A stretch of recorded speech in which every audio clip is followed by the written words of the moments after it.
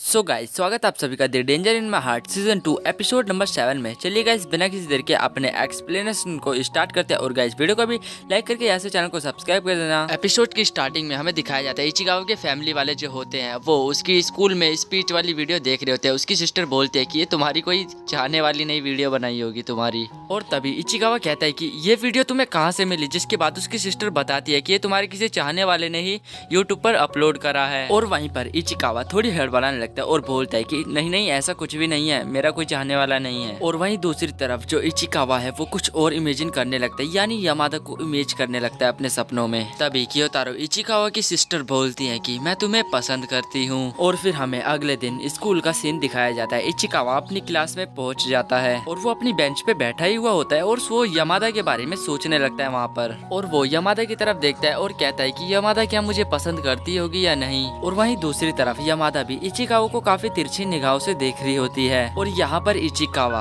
अपने मीटर में चेक करने लगता है कि कोई लड़की उसे कितना पसंद कर सकती है। यानी गाइस, उसका तो पूरा मीटर भर चुका है, यानी यामादा उसे पूरा लाइक करती है। और वो इतना सोचकर बहुत ज्यादा खुश हो जाता है। और फिर हमें यामादा को दिखाया जाता है, वो कह रही होती है कि हाँ ठीक है। और वो ठीक है इसलिए कह रही होती है क्योंकि उसकी सहेली उससे कुछ पूछ रही होती है। और वो कह रही होती है कि क्या तुम्हें हमारे साथ कराकोई पार्टी में जाना है, जिस पर यामादा बोलती है कि हाँ मैं जरूर जाऊंगी। और उन सभी की बातें इचिकावा सुन लेता है और बोलता है कि मुझे राइट टाइमिंग पे इनका पीछा करना होगा, अगर ऐसा मैंने नहीं करा तो ये मेरे से आगे निकल जाएंगे। और फिर वो अपने जूतों को लॉकर में रखकर जाने लगता है। और तभी इचिकावा देख लेता है कि बाहर लड़कियां खड़े होकर इंतजार कर रही हैं सबका। जब वो लड़कियां वहां से निकल जाती हैं तो हमारा इचिकावा भी उन सभी का पीछा करने लगता है। और इचिकावा पीछा करते करते उस पार्टी तक तो आया था, लेकिन उस रूम में वो खाली बैठा हुआ होता है और सोचने लगता है कि वहां पे मैं कैसे जाऊं, अगर मैं चले भी गया तो मेरी बहुत बेइज्जती फील होगी मुझे। और सोचने लगता है कि कैसे वहाँ पे सभी लोग एंजॉय कर रहे हैं। और फिर हमें यामादा को दिखाया जाता है जो कि खाते ही जा रही होती है भाई, मतलब रुक ही नहीं रही होती है एक मिनट के लिए भी, पूरा हमेशा भरे जा रही होती है। तभी उसका एक फ्रेंड माइक आई करता है और बोलता है कि यामादा तुम आगे क्या करने वाली हो बताओगे, और तुम इतना खा क्यों रही हो। और उस पार्टी में जितने भी लोग होते हैं वो सभी गिलास को पकड़कर चेस कर रहे होते हैं। यामादा के बगल वाली लड़की बोल रही होती है कि यामादा तुम्हें इतना खाना नहीं चाहिए। वहीं दूसरी तरफ जो इचिकावा है वो भी उसे पीछे से छुप छुप के देख रहा होता है यामादा को। और तभी पीछे से कुछ लड़कियां आती हैं और वो इचिकावा को ये सब करते हुए देख लेती हैं। कहती हैं कि ये तो वही लड़का है जिसने हमारे स्कूल में स्पीच दी थी, चलो इसे भी अंदर लेके चलते हैं। और फिर फाइनली यार यहाँ पे इचिकावा फंस चुका है पूरी तरीके से, कुछ नहीं कर सकता गाइस वो लिटरली। और अब जो हमारा इचिकावा है वो उस रूम के अंदर एंटर कर जाता है, पार्टी वाले रूम में। जिसके बाद जो यामादा है उसे देखकर वहाँ पे काफी ज्यादा हैरान हो जाती है। और उसमें से एक लड़की बोलती है, हारा व्हाट आर यू डूइंग, तुम यहाँ पर क्या कर रहे हो इचिकावा। और इचिकावा वहाँ से भागकर उसी रूम में आया था जिस रूम में पहले आया हुआ होता है वो।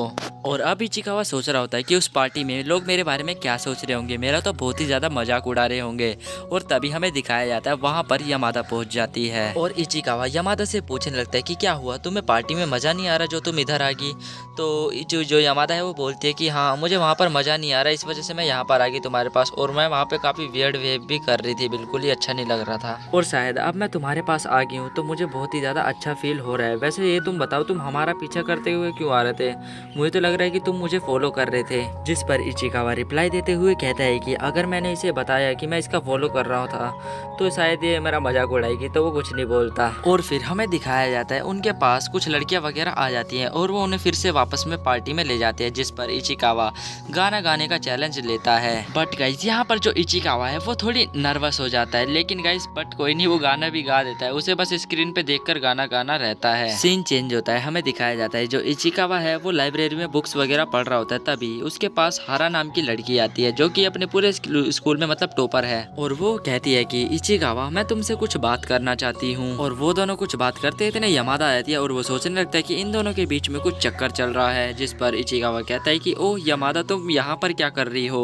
जिस पर हारा बताती है कि हम लोग स्वीट पैराडाइज मतलब जाने वाले हैं, तो क्या तुम्हें भी चलना है। जिस पर जो हारा है वो बोलती है कि हाँ चलो तुम भी चलो, तुम्हें काफी ज्यादा मतलब रिलीफ होगा वहाँ पर जाकर, और तुम्हें कानाज़ाकी भी कम्स विद यू में जाना होगा।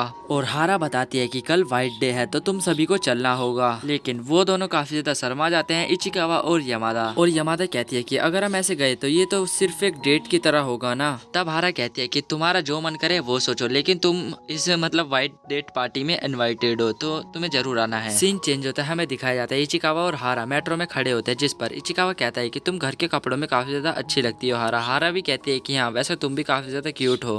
तब इचिकावा कहता है कि हम दोनों को देखो कितना इनडायरेक्ट वे में एक साथ ही ट्रेन के डब्बे में चढ़ गए और बिना कुछ पता होते हुए भी। तभी हारा कहती है कि क्या यमादा नहीं आई तुम्हारे साथ, जिस पर इचिकावा कहता है कि नहीं वो नहीं आने वाली थी आज। और फिर हमें दिखाया जाता है वो दोनों हाराजुकु पहुंच जाते हैं और जो हारा है वो पूछती है कि क्या तुम इचिकावा यमादा के लिए कुछ मतलब गिफ्ट वगैरह नहीं लोगे, जिस पर इचिकावा कहता है कि मुझे कोई पता ही नहीं है भाई कैसी सिचुएशन में फंस गया, मुझे तो पता भी नहीं है कि यमादा को क्या चीज़ पसंद है और क्या चीज़ नहीं पसंद है, मैं तो बस ये जानता हूँ कि उसके लिए कुछ फूड वगैरह ले जाने हैं।